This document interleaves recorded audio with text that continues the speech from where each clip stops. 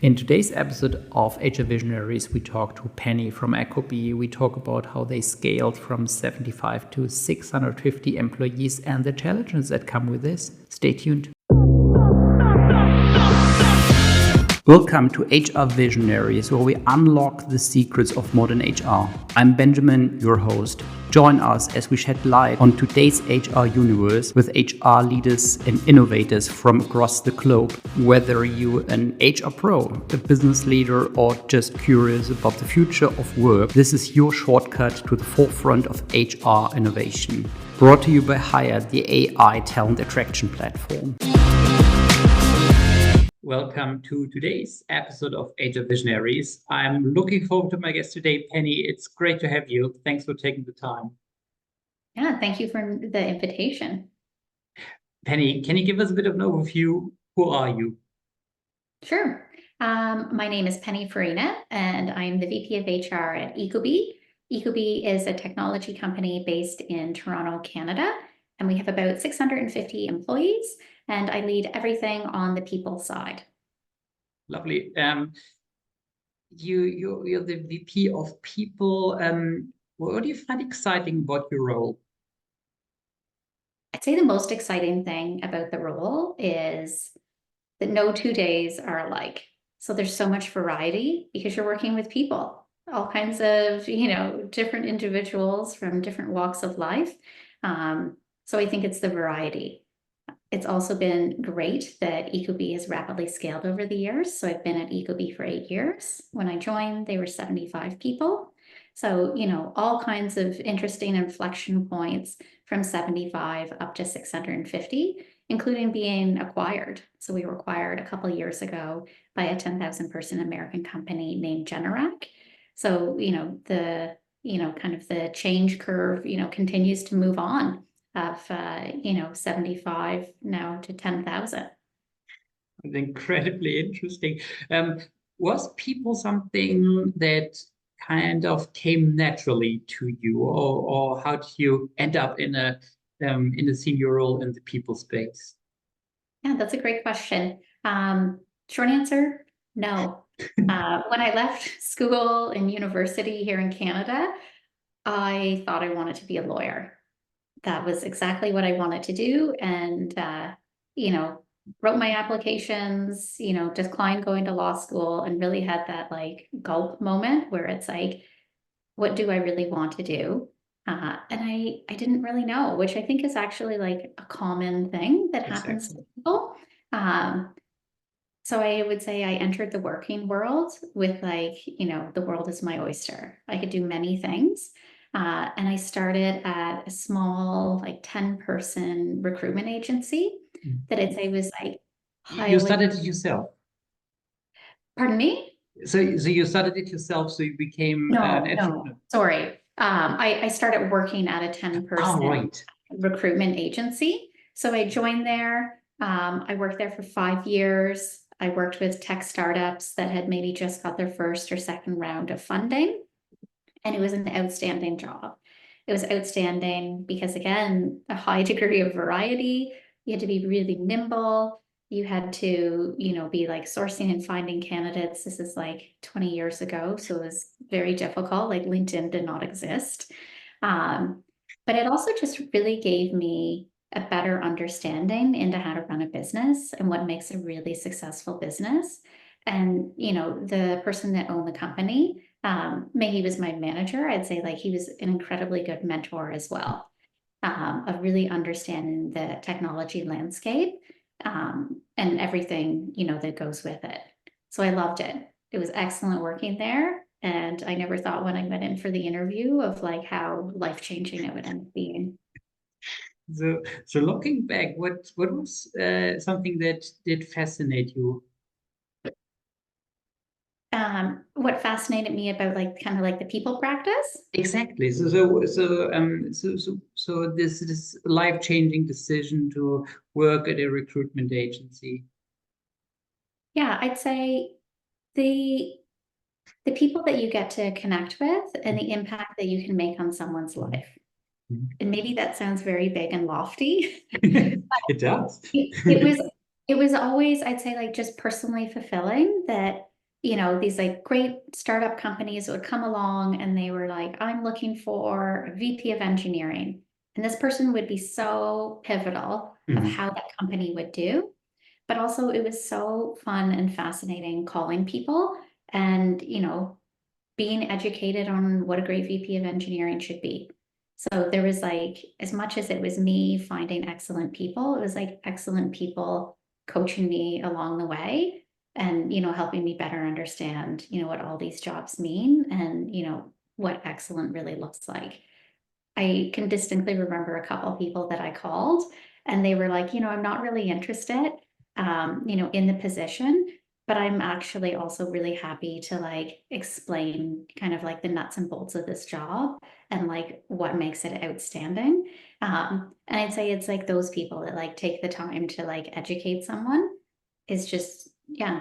So it was very fulfilling for me in the end. Well, I think it's incredibly interesting to talk about hiring people for startups after their first or second funding round, because in these situations, you're faced with lots of uncertainty probably, and you need to find someone who is like outstanding. You mentioned how pivotal this person is for the development of the company. So like someone who's willing to make a great impact. However, at the same time, it's not an easy sell probably.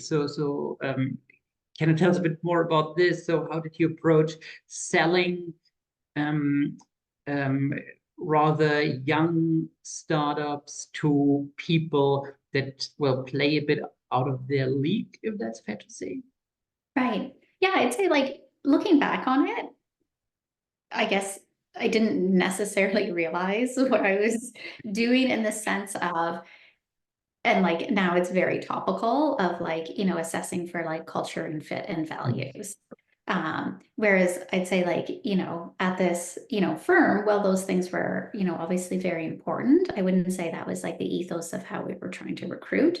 Or it wasn't like, articulated maybe in that way. But I think it was like a certain type of maybe like grit or resilience that I was seeking, in these candidates. So, as I would reach out to people, it's like, the companies and the stories were always very like fun and exciting, but startup life, isn't for everyone, and that's okay. You have to be able to, kind of navigate some uncertainty and, there's obviously like a high level of risk to it that can be really, tough and stressful and not an exciting day for everybody. So I'd say like those are the parts that in those early days, I probably didn't even really realize that I was assessing beyond, is this person a great VP of engineering, but are they a great VP of engineering with these other qualities in this environment? You just mentioned that grit is incredibly important. How did you test people for whether they have grit or not?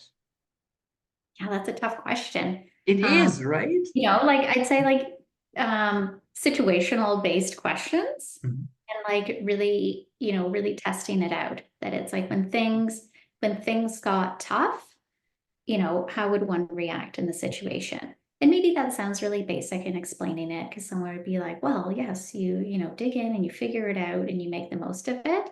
Um, but for some people, it's like you'd have to really deeply understand that it's like, how did they as an individual react? So, maybe they got to the end state, but maybe that time in between, it was like too much for them to bear, or, it just became like too stressful. So I'd say like those types of things. Other items that we would look for is it's like those who have been able to successfully scale a company through these different inflection points of like 75 people, 100, 150, that it's like, the way that maybe you operated when you were 75 people is going to really start to break or crack when you're 150. So it's like, is that person able to say, well, my idea was amazing at 75. My idea just doesn't work at 150. And it's also like assessing and finding that person that's able to I think maybe be like self-reflective enough, maybe that's the word, to be like, you know what, that idea isn't the best one anymore, and I need to like iterate and find something now. And I think that like there's an underlying core there, that there's, you know, a level of grit that that person has to have, and probably humility, because, you know, we're probably all guilty of it to some degree, but it's like when you think that you have that like winning idea and then it like starts to like, you know, fray, that you're like, oh, but no, it was really good. And it's like, yes, it was. And that's okay if it's not the A+ idea anymore. Um, the question around the difficult situation you weathered, how would you answer this question yourself? Sorry, can you repeat that? Sorry.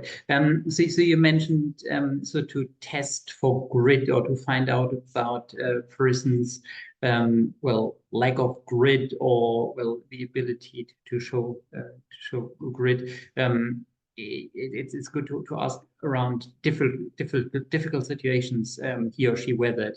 Um, can you tell me about a situation that you find important in your life, and you probably would use to answer this question yourself? For sure. I'll use ecobee as my example.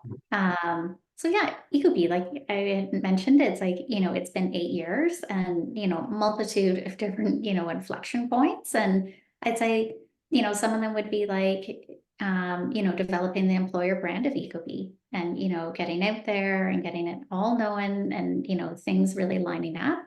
I'd say like, you know, impeding competition, you know, may it be through, you know, sales or what we're trying to do. And at the end of it, that it's like, as these things, you know, kind of like morph and start to like, you know, take on, you know, their own life. For me, it's like, are we able to look back, and are we able to adapt, and are we able to learn from where we've come from? So it's like the employer brand that we had created, you know, back when we were, you know, 100 people, well, our core values and like kind of like our ethos, you know, remain the same. The message that we're putting out there, you know, varies. So, you know, when it comes, you know, back to grit, I would say that it's like you'd have to kind of like realize that like things change, employees' needs change.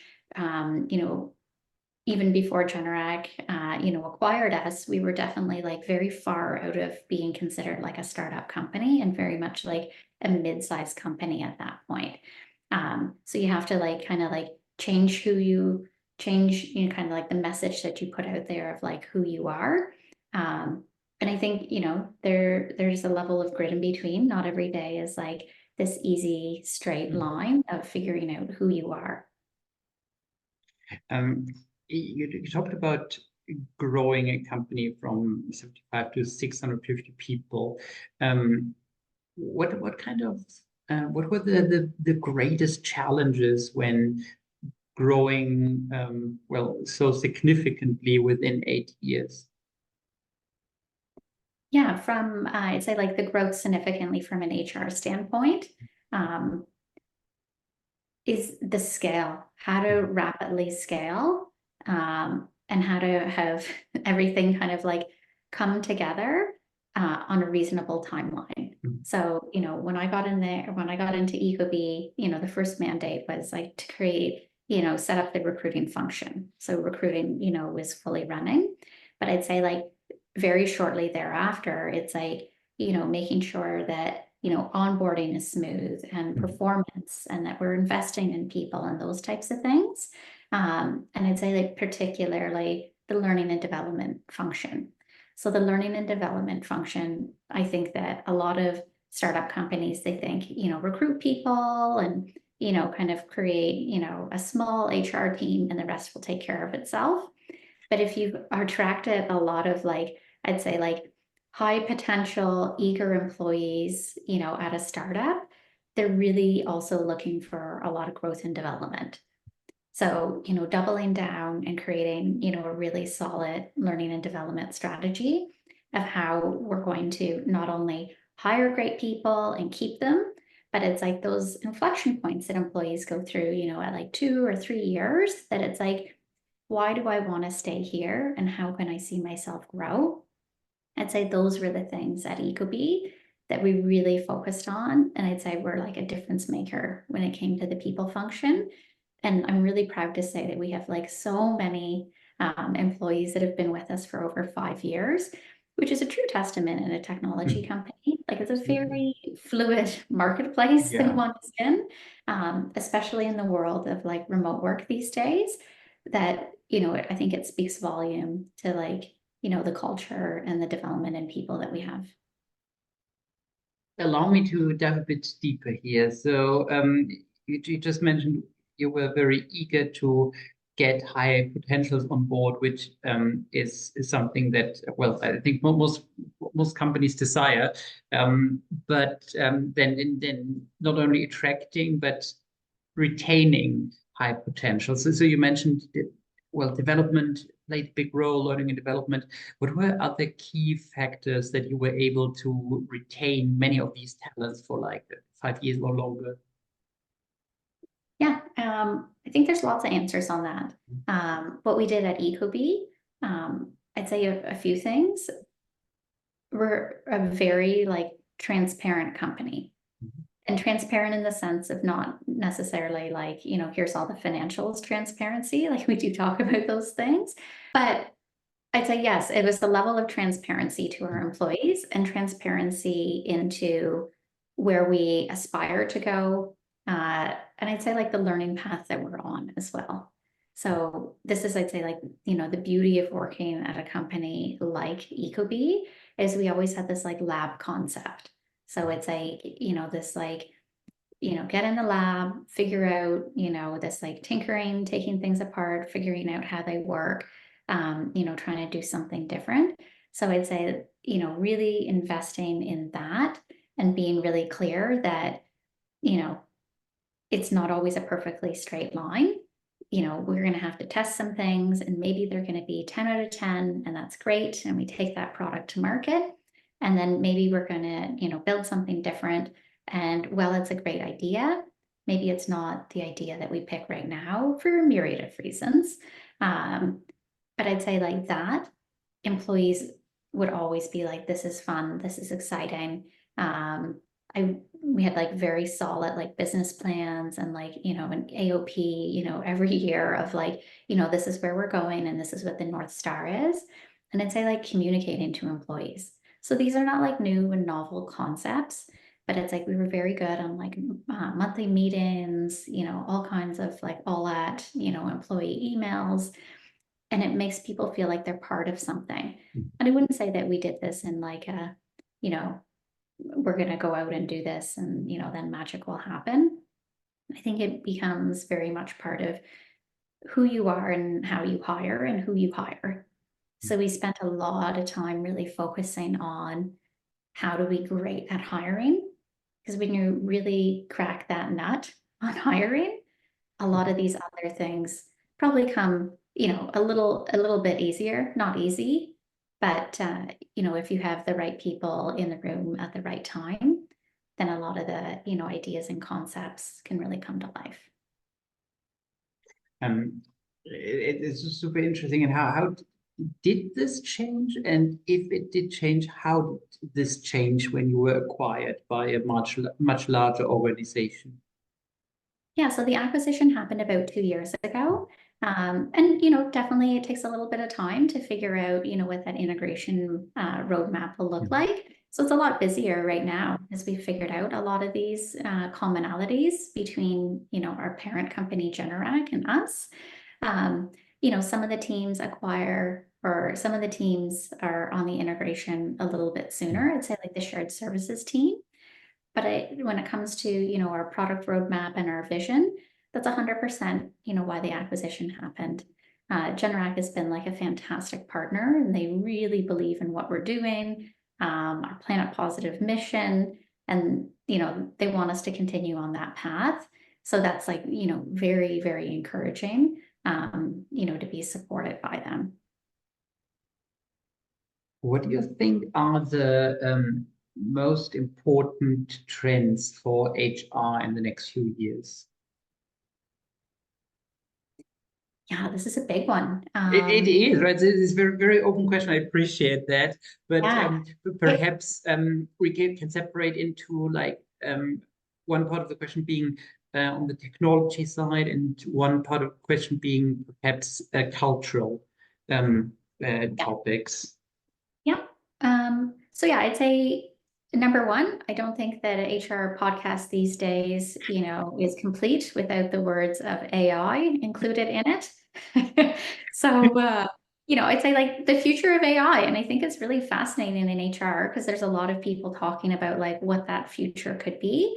But I think there's, very few people that have kind of maybe made that leap or figured out how to make the leap. So there's certain, basic things that, we're doing at ecobee to help, optimize people's days. But I would say that it's like the nature of, what we're doing at ecobee. It's like we're very much like trendsetters in the space. So we were like the first people in the world to come up with like a Wi-Fi enabled, smart thermostat. So I'd say like, we're really into it's like let's test something out.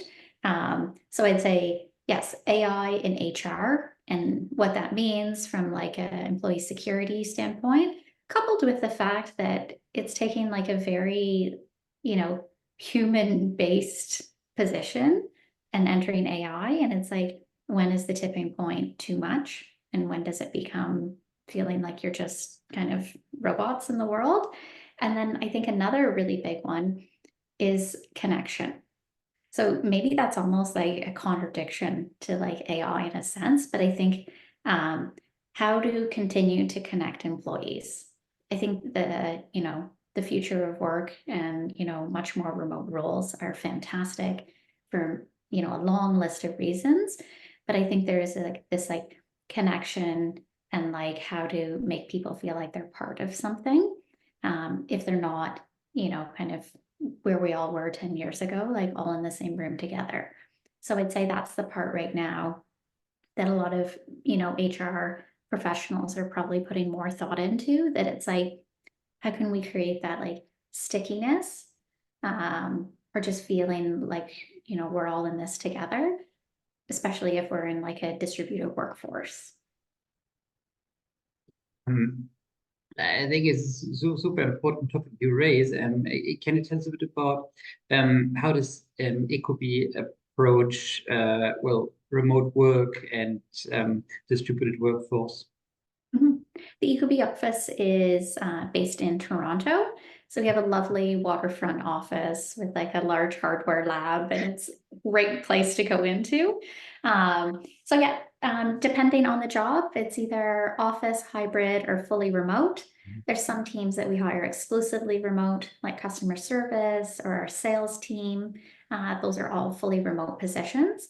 But for us, we hire nearly across Canada. We do favor that people that can, come into the Toronto office. We don't take attendance at the door. We don't have mandated days that people have to, be in the office or, anything like that.